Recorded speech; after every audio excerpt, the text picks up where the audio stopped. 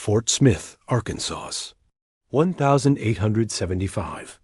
A single piece of paper sits on a wooden desk inside a federal courthouse.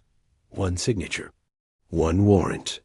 By the time the sun sets that evening, hooded terrorists who have been burning homes and lynching freedmen for years will suddenly go silent. Not because they found conscience. Not because they got tired. Because one judge decided that the full weight of the United States government was about to crash down on their heads. What happens in the next 12 hours will become one of the most deliberately forgotten moments in American judicial history. Because when Judge Isaac Parker signed that warrant, he did something that would terrify white supremacists for generations. He proved that federal law could reach into the darkest corners of the frontier and drag terrorists into the light.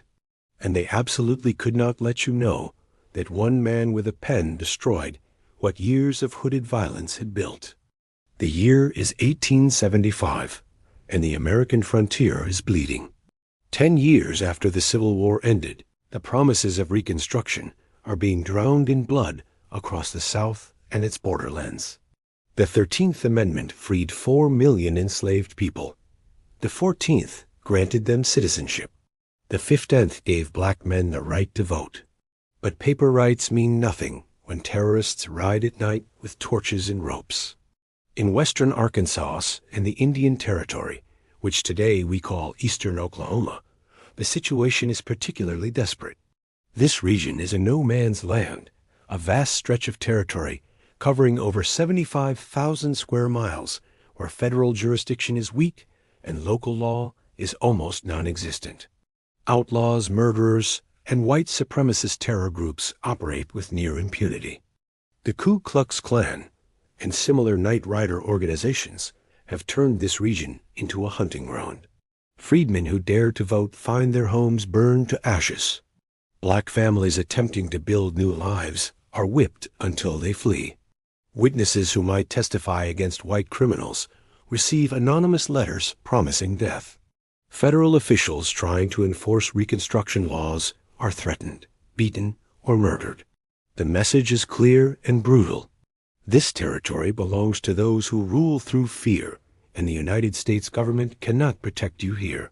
Local sheriffs look away. County judges refuse to prosecute. White juries would never convict a white man for crimes against black citizens. The Klan has created a perfect system of terror, operating in the shadows while maintaining respectable daytime identities. They are farmers, shopkeepers, former Confederate soldiers. And they believe they are untouchable. Into this chaos steps a 36-year-old judge from Missouri named Isaac Charles Parker. He arrives in Fort Smith on May 10, 1875, appointed by President Ulysses Grant to serve as the United States District Judge for the Western District of Arkansas. What he finds is a courthouse in shambles.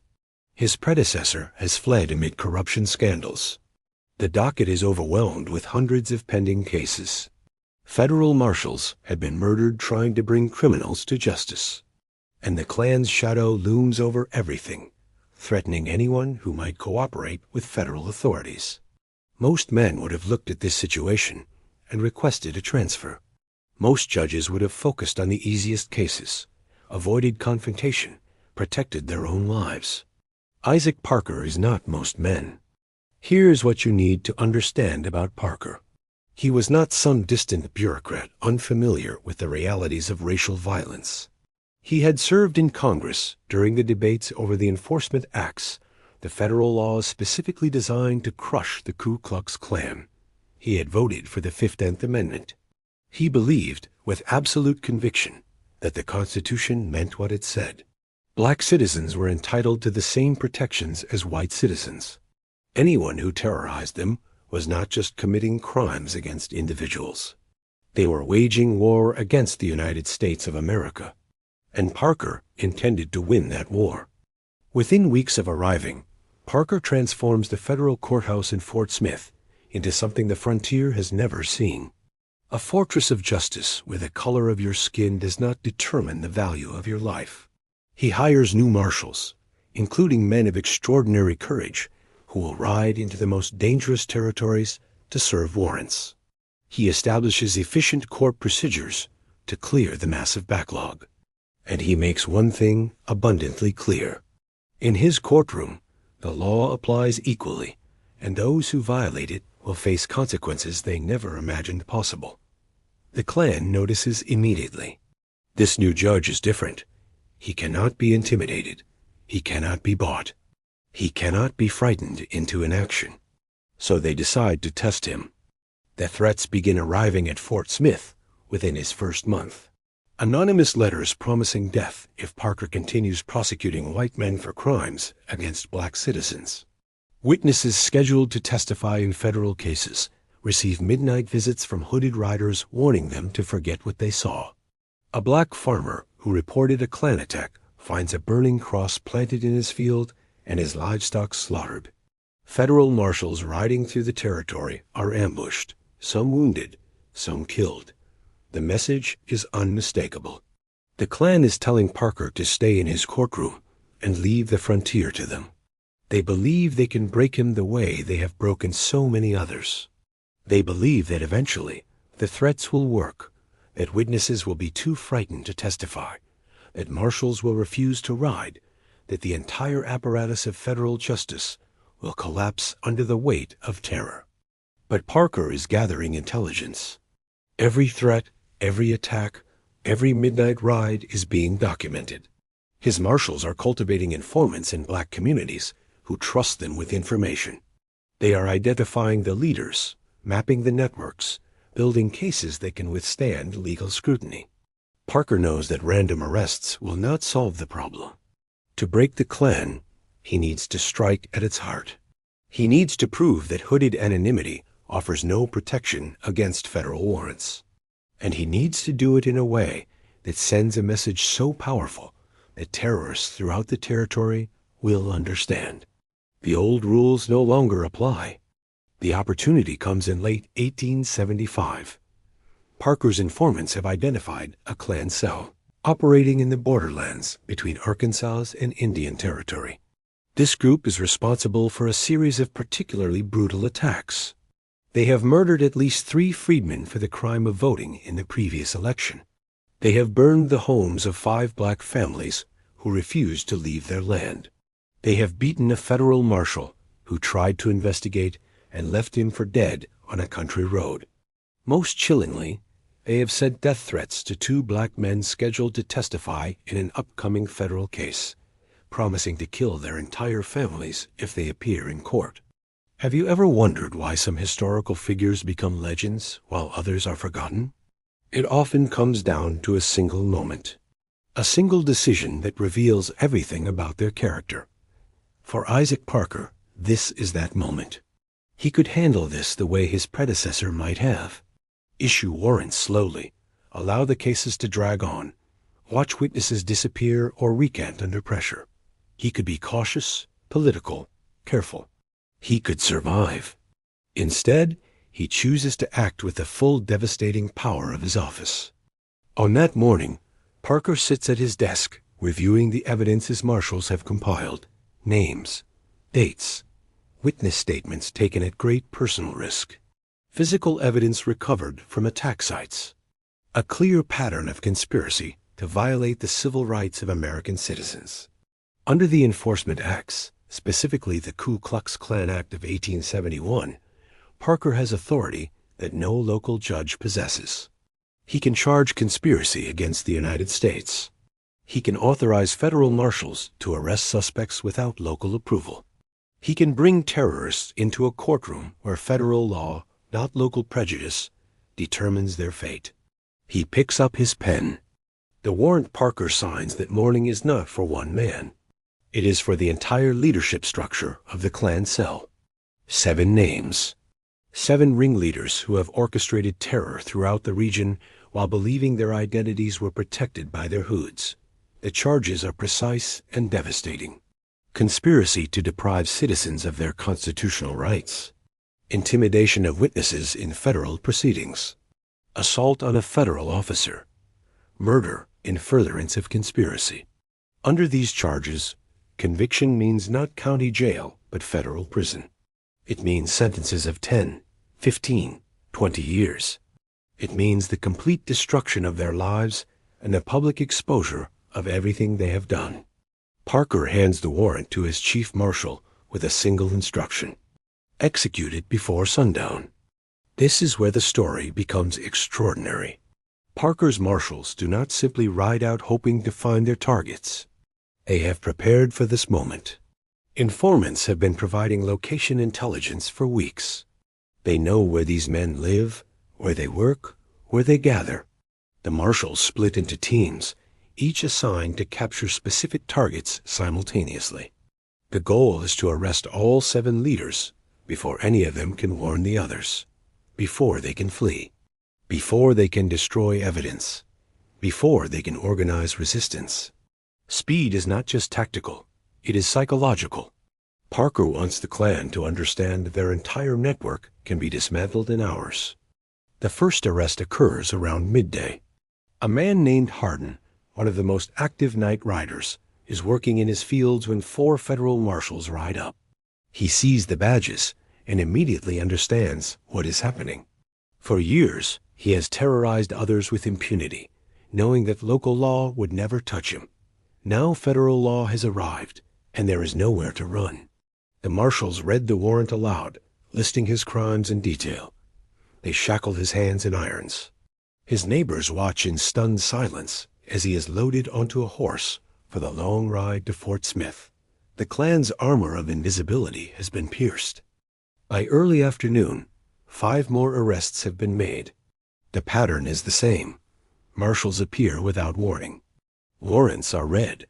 Suspects are bound and taken into custody. There is no opportunity for resistance because the targets are caught completely off guard. They have grown so accustomed to operating with impunity that they never imagined this moment would come. One suspect attempts to flee on horseback and is run down within 2 miles.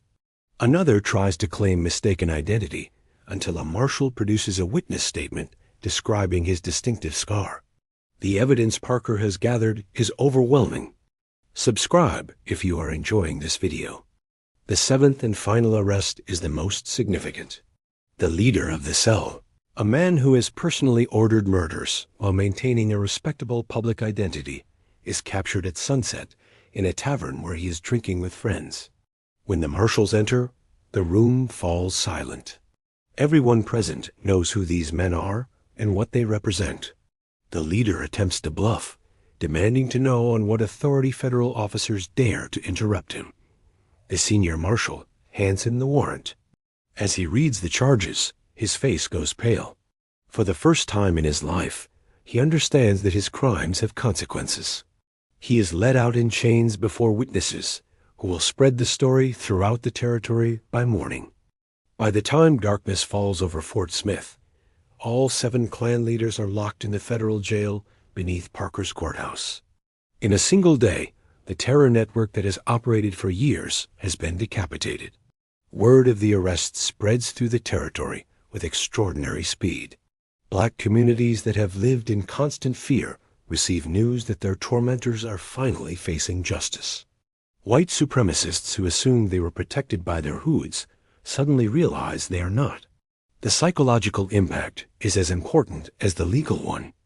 The trials that follow are conducted with Parker's characteristic efficiency. Witnesses who had been threatened into silence now come forward, emboldened by the knowledge that the Klan leaders cannot hurt them from behind bars. Black men and women take the stand and describe, in devastating detail, the violence they have endured. They name names. They identify voices they recognized beneath the hoods. They provide the testimony that Parker needs to secure convictions. For the first time in this territory, the victims of racial terror have a voice that cannot be silenced. Parker's rulings are severe.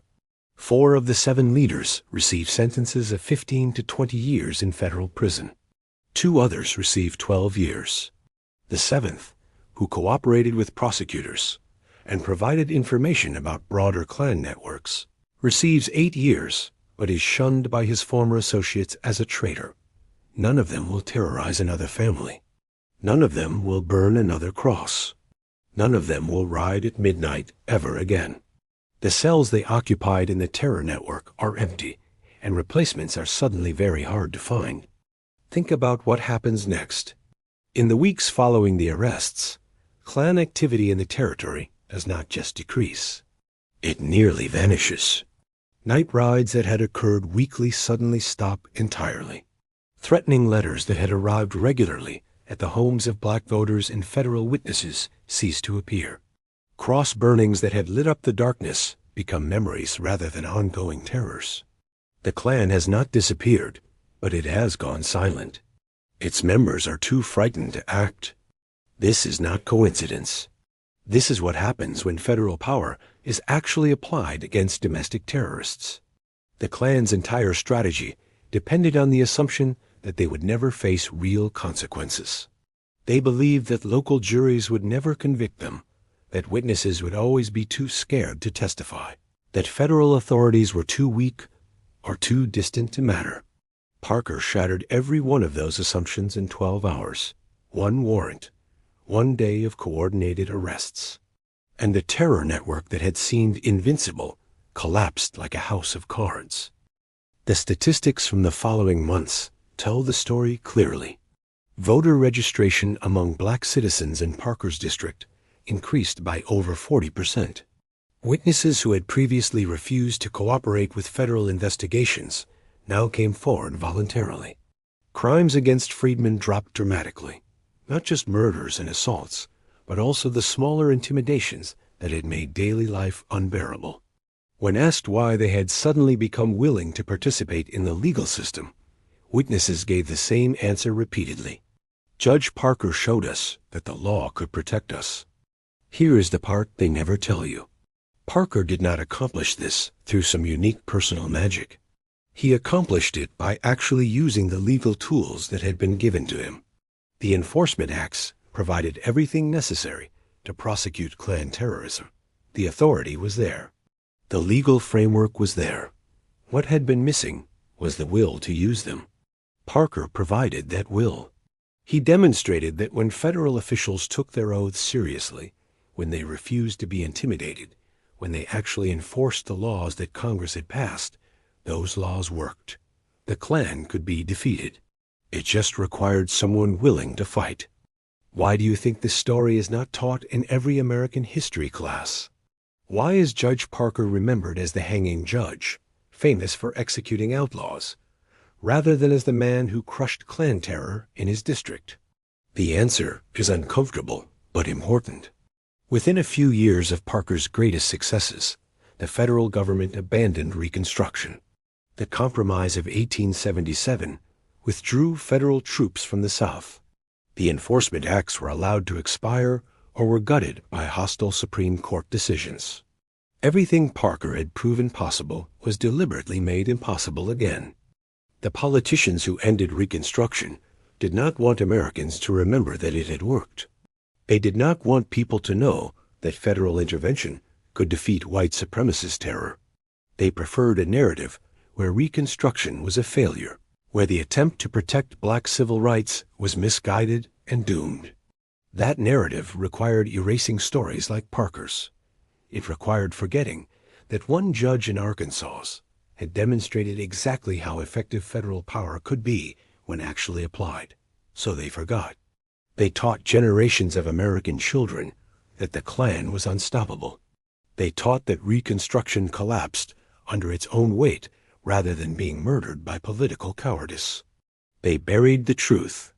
But the truth has a way of surviving. The records from Parker's court still exist. The trial transcripts document exactly what happened. The statistical evidence of declining Klan activity is preserved in federal archives.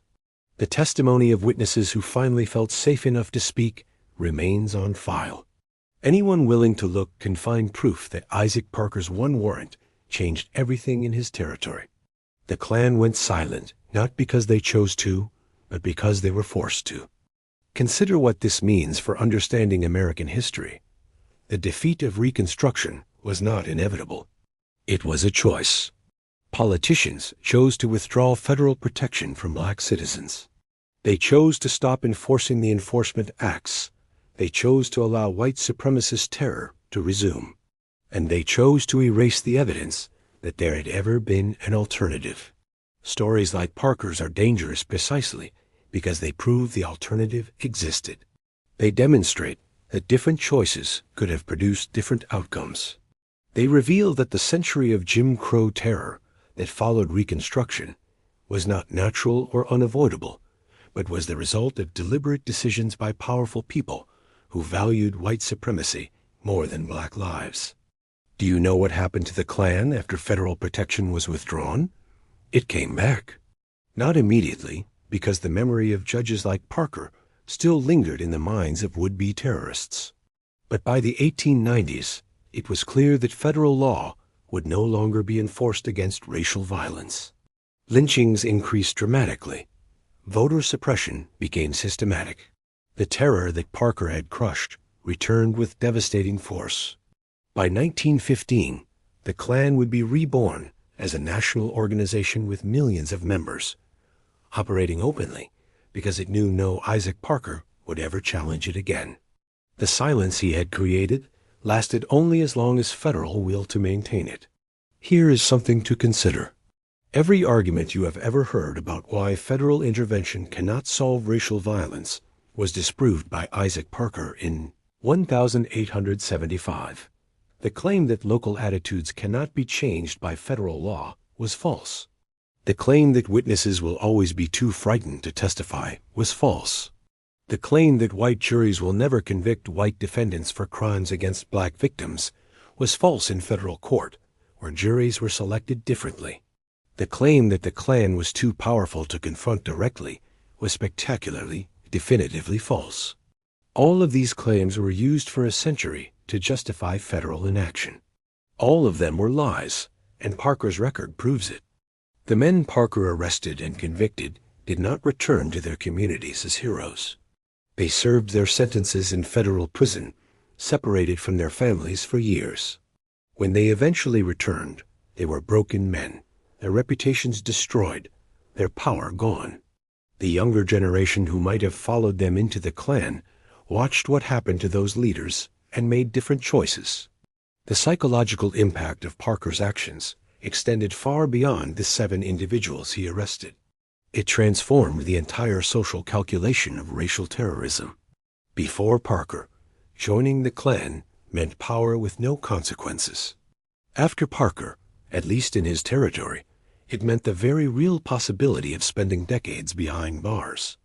Let me tell you about one witness who testified in those trials. A black farmer named Thomas, whose name is recorded in court documents, but whose story has been forgotten for a century and a half. Thomas had watched the Klan burn his neighbor's home and had received threats warning him to forget what he saw. Before the arrests, he had been too terrified to speak. After the Klan leaders were in chains, he walked into Fort Smith and offered to testify. On the witness stand, he described in precise detail what he had seen, including the recognizable voice of one defendant. When asked by the defense attorney why he had waited so long to come forward, Thomas gave an answer that belongs in every history book. I was waiting for someone to prove the law could protect me. Judge Parker proved it. Thomas's testimony helped secure 3 convictions. His courage, made possible by Parker's action, demonstrated that victims would fight back when given the chance. Subscribe if you enjoyed this video. The legacy of that single warrant extends beyond the individuals arrested and the immediate decrease in violence. It created a template for what federal action against domestic terrorism could accomplish. It proved that speed and coordination mattered, that simultaneous arrests could prevent networks from warning each other and fleeing. It showed that witnesses could be protected and that their testimony could overcome intimidation when they believed the system would support them. It demonstrated that severe sentences for ringleaders could deter potential followers. Everything effective about modern civil rights enforcement can trace its intellectual lineage back to judges like Parker who proved it was possible. Remember that Fort Smith Courthouse as the sun set on that day in 1875. 7 Klan leaders in chains beneath its floors. A black community beginning to breathe freely for the first time in years. A white supremacist terror network in complete collapse. A single piece of paper with Parker's signature that had accomplished what years of impotent local response had failed to achieve. This is what justice looks like when someone decides to actually pursue it. This is what the federal government was designed to do when it ratified the Reconstruction amendments. This is what was taken away when Reconstruction was abandoned. The next time someone tells you that racial violence was too embedded in American culture to be addressed by law, remember Isaac Parker. Remember 7 arrests in 12 hours. Remember the 90% drop in Klan activity that followed. Remember that for one shining moment in Fort Smith, Arkansas, federal justice crushed white supremacist terrorism so completely that terrorists were afraid to ride. Remember that this success was not built upon or replicated because politicians chose to stop trying. Remember that the Klan went silent not through moral evolution, but through legal consequence. Remember that everything lost after 1877 had been won in years before. They erased this story because it proves something they cannot accept. When the federal government decides to protect civil rights, it can succeed. When officials use the tools they have been given, those tools work. When terrorists face real consequences, terror stops. The failure of Reconstruction was not proof that equality was impossible. It was proof that powerful people decided equality was not worth pursuing. Isaac Parker showed us the alternative. One warrant, one day. Silence from the Klan. That is the history they never wanted you to know. Because knowing it means understanding that every year of Jim Crow violence that followed was a choice. Every lynching was permitted by people who could have prevented it. Every terrorized voter was abandoned by a government that had once protected them. The lesson of Fort Smith is that justice is possible when power is exercised on behalf of the vulnerable. The lesson of what came after is that power chose not to continue exercising it. Judge Isaac Parker signed one warrant. By sundown, the Klan went silent. In a region where terror had reigned unchallenged, federal justice prevailed. One signature. Swift arrests. Devastating consequences for terrorists. The frontier learned that when real law is actually enforced, intimidation ends. Parker proved it. The historical record confirms it. And now you know the story they buried for 150 years. Because this truth is too dangerous to forget.